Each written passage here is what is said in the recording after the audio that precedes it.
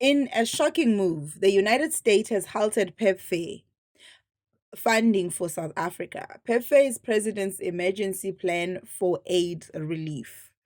This decision threatens critical HIV and AIDS programs in the country, putting millions of lives at risk. While the U.S. State Department has granted some waivers for life saving humanitarian aid, the broader impacts remain severe.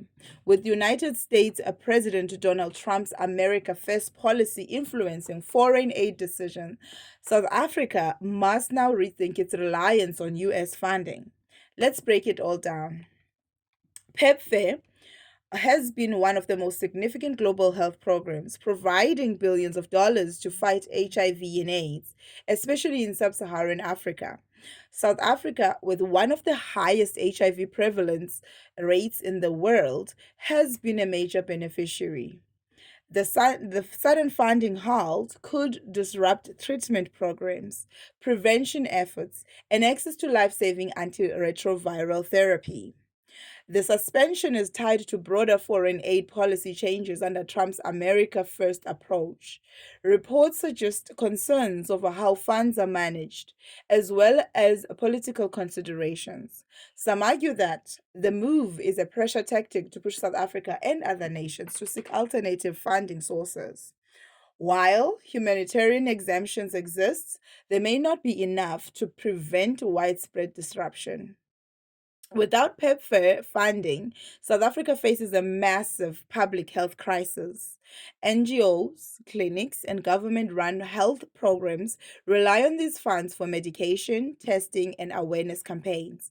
The lack of financial support could lead to medication shortages, increased infection rates, and even higher mortality. The country's ability to manage the epidemic could be severely compromised. Experts argue that South Africa should use this as a wake up call to become more self sufficient in health funding, diversifying financial sources, investing in local pharmaceutical products, and strengthening domestic health policies could reduce dependence on US aid. Some leaders suggest South Africa should negotiate with other international partners or reallocate domestic funds to fill the gap. The international community has reacted with concern, with organizations like UniAIDS calling for urgent solutions. The South African government must decide how to respond, whether through diplomatic efforts to reinstate funding or by accelerating self sufficiency plans. Meanwhile, other African nations watching this unfold may also need to prepare for similar policy shifts from the US. The US halting PEPFAR funding is a serious blow to South Africa's fight against HIV and AIDS. The question now is, how will South Africa adapt?